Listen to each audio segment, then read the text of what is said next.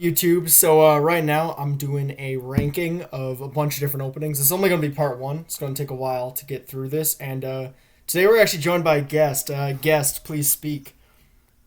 Hello, I'm very famous. I can tell. We don't care by about you, Paul. voice. Just shut up. Just shut up. Come on, Just shut up. It's Okay, okay. just shut It's up. not a video. They're not here for you. They're here for the tier list. Just you're not. I don't want to hear your opinion.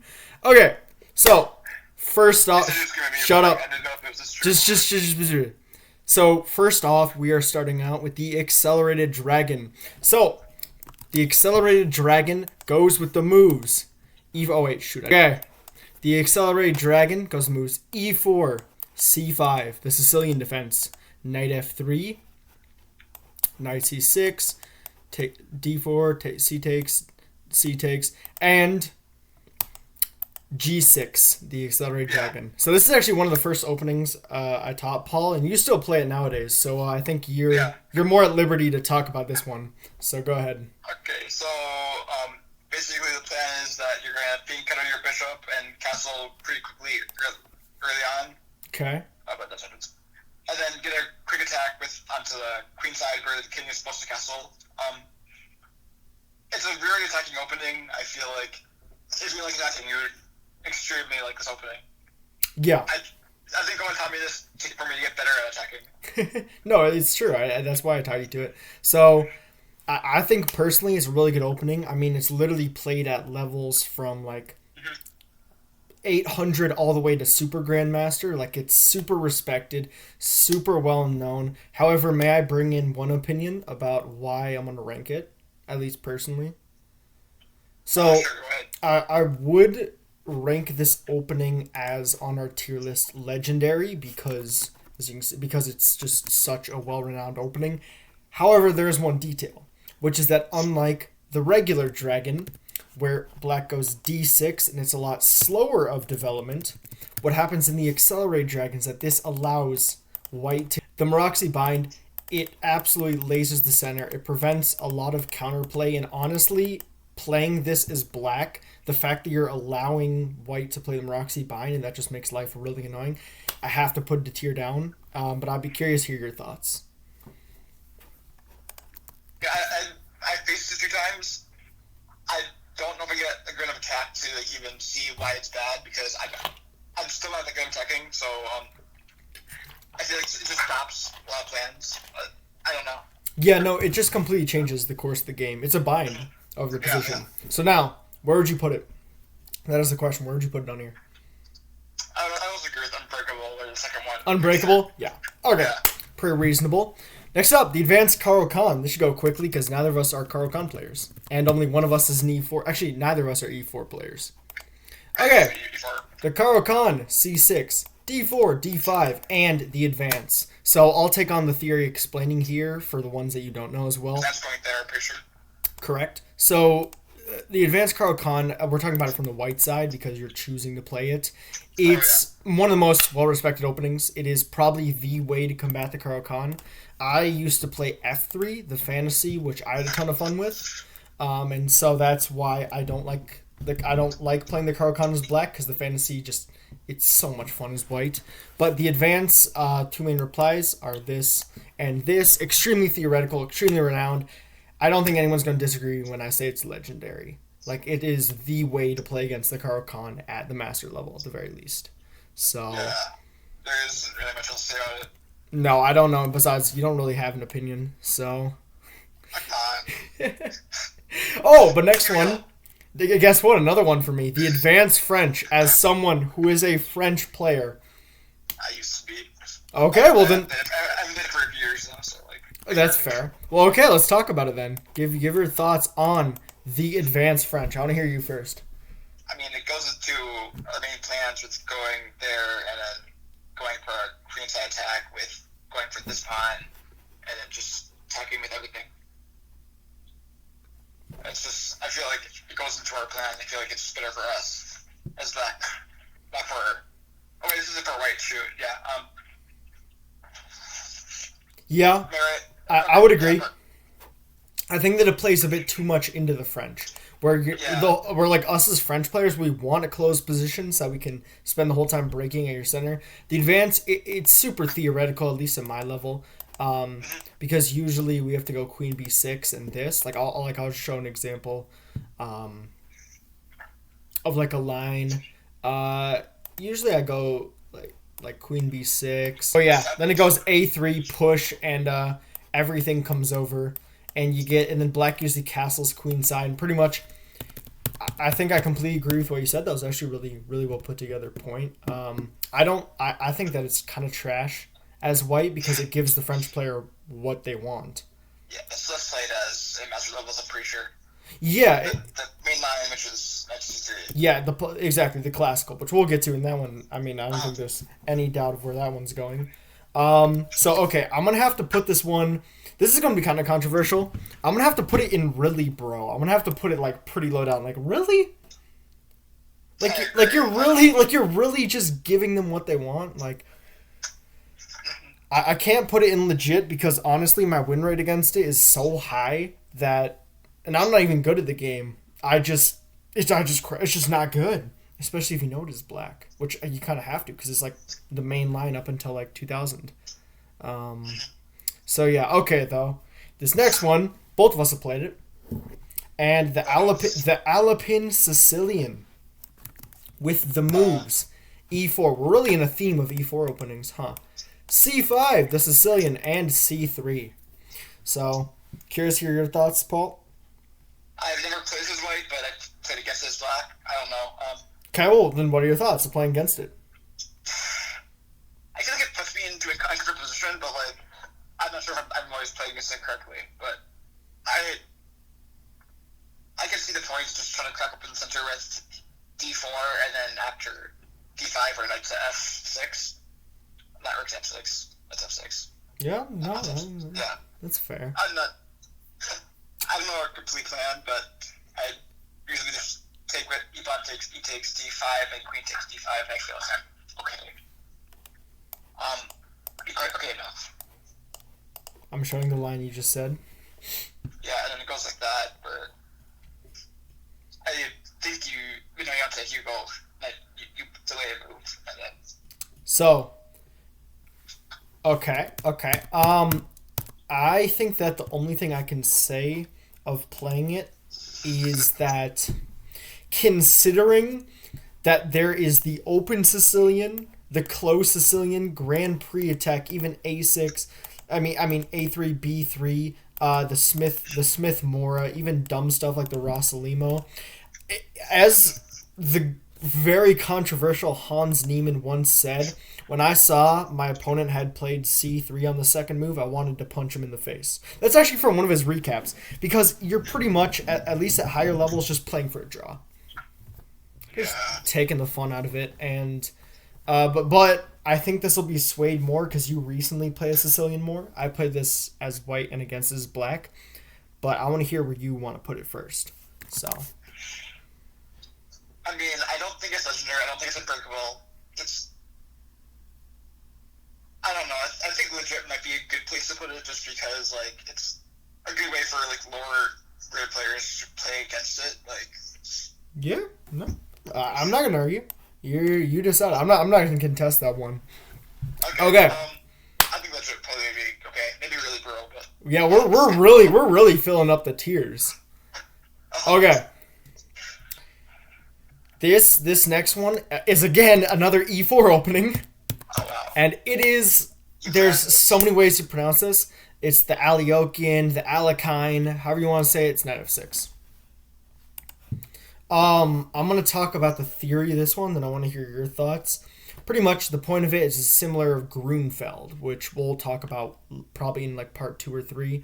But the point of it is that you want to give white a massive center, which we will then immediately chip away at. So with moves like knight c6, d6, pretty much we say you take the center as much as you want. You make our knight move from here to here to here. But we, my apologies, but we get a ton of, sorry, I forgot the move order. This comes after, I believe, takes, here, this, and pretty much, sorry if I'm messing up, I've never played this black, but I played against it a lot, and I think it's a super fun opening. It's a blast to play against on both sides. Like I love the Grunfeld. I love playing against it, and I love playing it. And it really gives that hyper modern sense of just like not giving a shit. So I find it interesting, but I want to hear your thoughts. I both left it as white, but like I feel like I like it better as white because you get like a huge sensor, and then black's kind of stuck with lower development and like and the need to attack to actually gain a small advantage or equalize. That's all it really is. Yeah. Like yes, like I said, no, using a regular opening E5 there are subtleties like. Some subtleties are that knight f6 can run into... I mean, knight f3 can run into a lot of trouble. With bishop g4, that pretty much equalizes on the spot. So it is hard to play, as... it's definitely tricky to play, and it's really easy to overextend. But as black, though, where do we think we're going to put it? I'm actually not sure with this one. Like, it might be legit, but it might be like maybe higher or lower than that. Like, I think it's in the middle theory. Yeah, I'd put it in legit. Yeah, that's okay. But question is, above or below the Alapin? I would put it above, but I want to hear your thoughts. I think above, just because like I feel like Alapin's played more than just Alekhines and just the pro of it being like a surprise opening and people not knowing exactly what to do. Yeah. If you're at lower yellow with less theory knowledge. Fair enough. Otherwise, you'd probably be high rated if you had a ton of theoretical knowledge. Yeah. So, okay. Next up, an absolute classic, the Benoni. So, but it's not the old Benoni or the modern Benoni or the Czech Benoni. It is simply d4, knight f6, c4, c5. This is what we're going to talk about. So, I'll go first quick.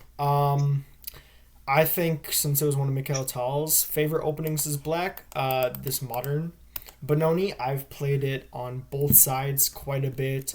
I've also played Benko, which I believe we will be talking about shortly. Czech a tiny bit, but I would usually just play the old Benoni instead of playing the Czech. And I think the point of it, very similar to the previous one, you give white a massive center, but you get huge attacks. There's a ton of play, and honestly, I have nothing more to say. I think it's just a really nice opening. Yeah, I like that as well. I played it. I think a year or two ago, because Owen brought me into it. But like, I think it's another surprise opening. Not much people like know the actual theory to it, but yeah. I learned the modern, and I think I had good success with it, but then I immediately changed to back to the Nimzo. But ooh, Paul, Paul, you know what you should do? Turn on your camera on Classroom, because I have my camera in the bottom right of, my recording, and then we can have you in the top right, so people actually like have a face to put. If you want to, it's all gonna be on the internet. Things in the background, but sure, I'll try. Well, what? I feel like alone here with the face cam. Okay, Paul, your face is kind of cut out by the screen guard, but it's fine. Yeah, a lot of weird things in my basement. Like bodies. My face cam. It's not made. No, that's it's fair. Just storage. Okay, so what do we think about the Benoni? Where are we gonna put it? Oh. I might say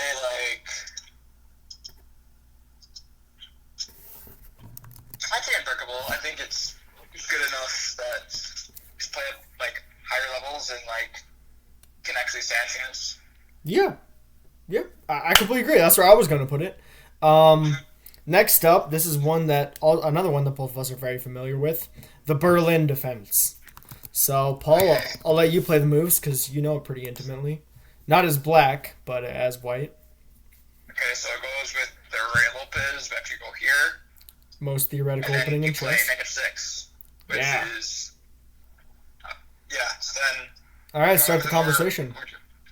What? Start the conversation. Tell us about the Berlin.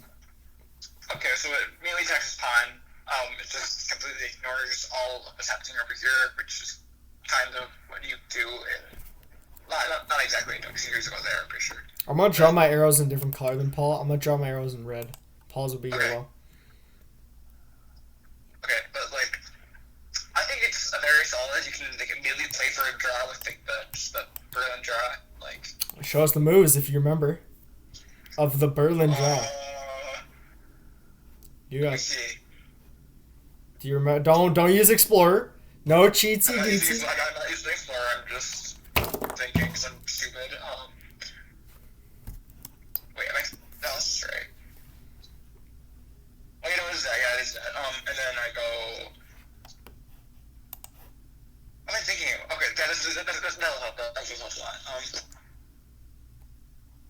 Why am I? I'm surprised you don't know this as a Roy Lopez player. I completely just forgot. Like, Do you need my help? it goes there, then you there.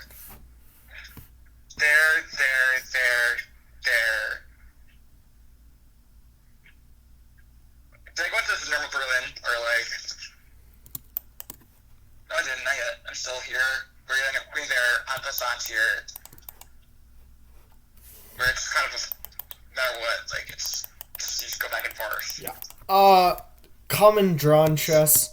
So the way that Paul demonstrated, this is known as the open Berlin. It's definitely an interesting weapon to use because after the open Berlin, they can either choose to go d4 or rook e1. But I think most famously, probably the best example of an opening that we would talk about is the Berlin Wall, which is in the open. So the closed Berlin we'll probably get to later, but the Berlin Wall goes to the moves d4, knight back here, takes,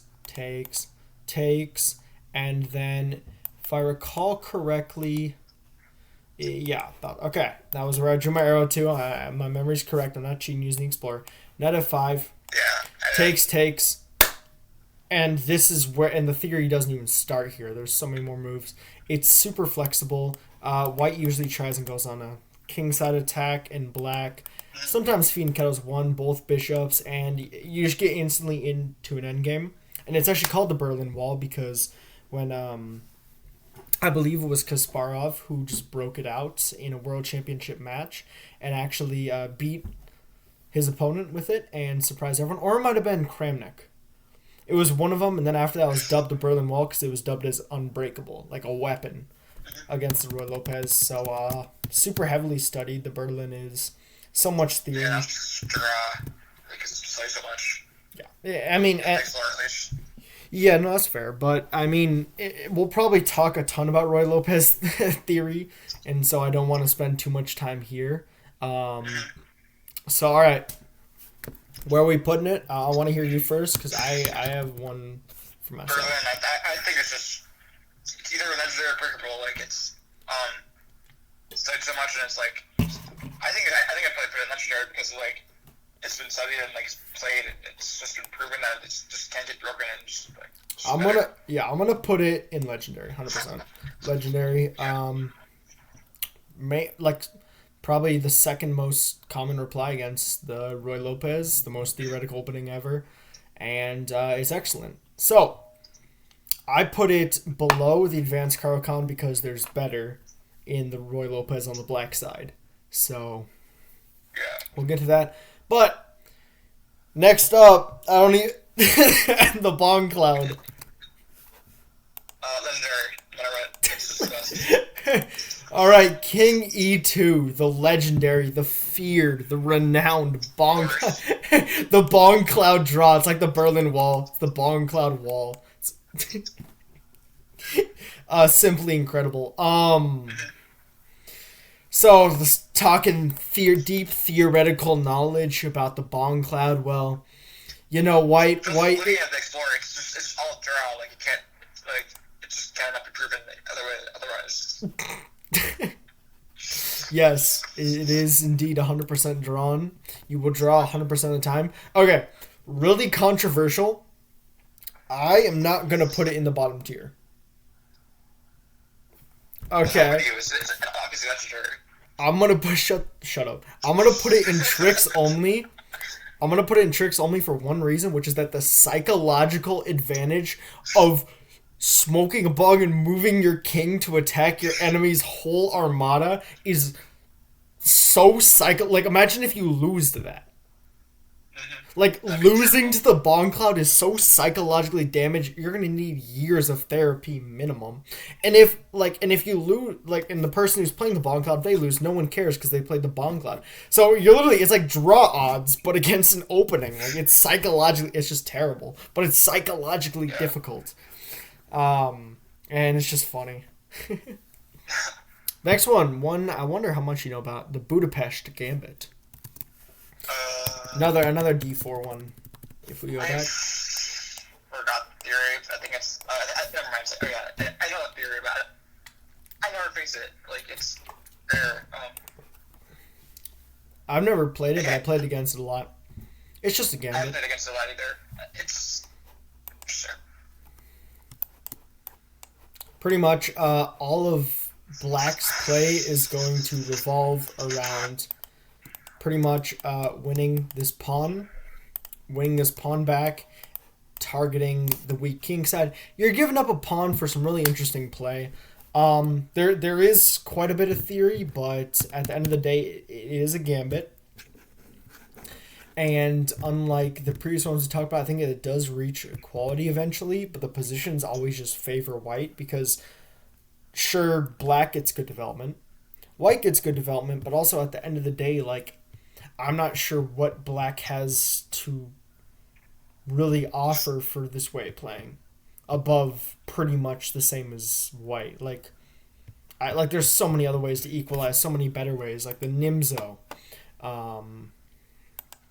or, the Queen's Game declined. So,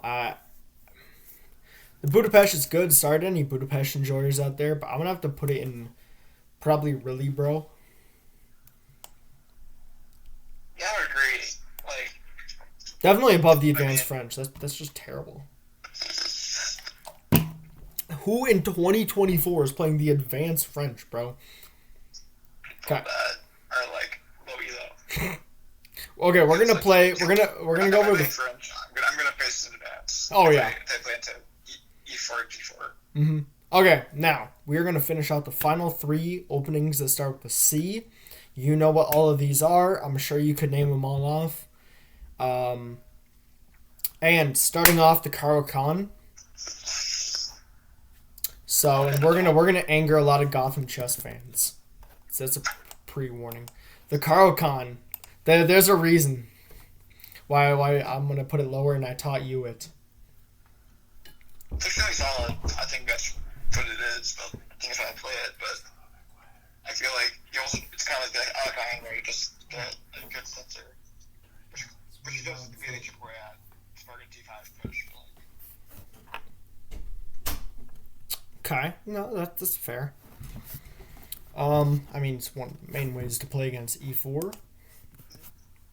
With the French, E5, C6, the Scandinavian, the Sicilian, the modern, etc., etc., etc.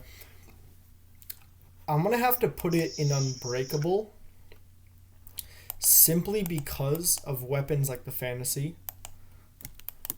Or there's actually a gambit I created against it, which I would love to show the theory, but in case I face anyone and I feel like playing this, I don't want to tell them anything. I came up with this really interesting gambit, and my win rate with this gambit against opponents is straight up like 85% is white because of the tricks and traps I managed to find when doing a lot of theory searching. I might have to make a whole video on it sometime. But I've taught it to you, Paul, so what do you think is this? If it falls for this setup and then, like, doesn't know how to go against it, I believe white has a lot better attack. If we're talking about this, like, the bot-handing gambit, but really the own gambit setup, like, I think that this is better for white, but yeah. This is a Caro Kann. I agree with that. Applicable. Yeah, I don't know if I can put it any lower without offending too many people, but I can't put it higher. I'm going to put it above the Benoni Accelerated Dragon, though. I agree. Okay, though. Next up is one that I think you are only too familiar with recently, the Catalan. Oh yeah, We've played quite a few of these. We'll do it like this. The Catalan. Sometimes reach in different move orders. We're going to talk the two different branches of it first. So, because there really only is two ways to play. First one, what are your thoughts on the opening overall? Is white or black? I learned it a little bit as white. It has a lot of theory and like it's kind of like a lot of other kind of like fake openings where you get like a good attack with if you go bishop and eventually with knight e5 and castling quickly. You get like quick early development and then like after to live with the attack. I like this opening. I think it's great at master levels and like I don't know. Yeah. Well, there's two branches of it. So you can either play the open Catalan, where you pretty much say, yeah, I'm going to take and then hold on to this pawn with a6 or c6, and you hold on to the pawn, but you give them a monster bishop. Catalan games are usually very long, very positional. There's actually a video of us playing blitz against each other on the channel pretty recently. I think you know who won't. And then behind the scenes, we played like 3 Catalans against each other, all on different sides. 2 in blitz, 1 in rapid. Now, actually, no, it might have been 2 in rapid, and then some more online. Really fun training games. Or you can play the close and basically say, yeah, I don't want any shenanigans. Where's your bishop going to go?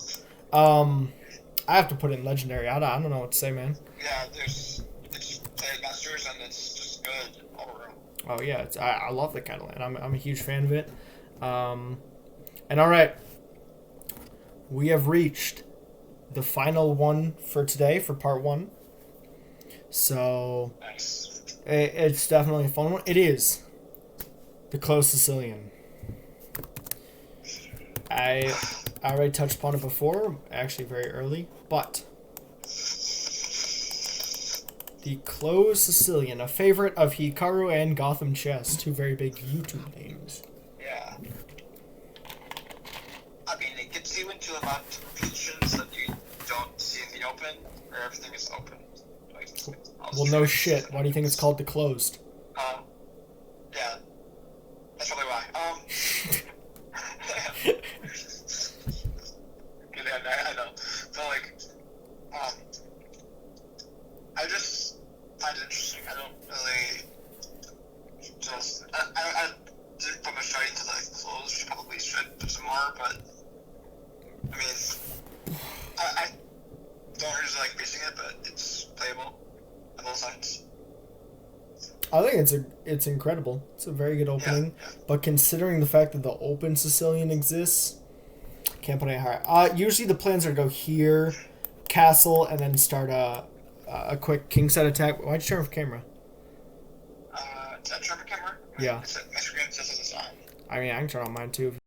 I may or may not have crashed my computer. Okay. But we're back.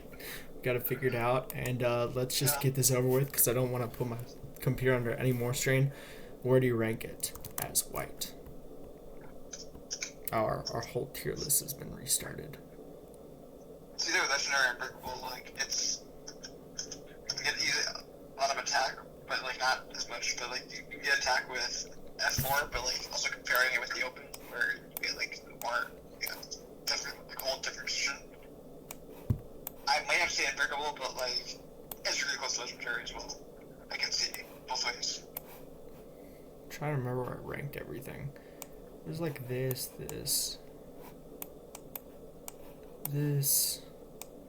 This goes here, above here, Bongcloud, Pixel, Budapest. That was Really, bro? Yeah, that was that. Yeah. Caro Kann, Unbreakable. Catalan would be legendary, and now close Sicilian. I said either unbreakable or legendary. I think it's more unbreakable, but like it's really close to legendary just because of the open Sicilian, which is I feel like a better option. Agreed. If you want more theory. I'm gonna say unbreakable. Yeah. Yeah. All right. This we're gonna end it for part 1. I hope you all enjoyed. Paul, what do you have to say? What are your final words?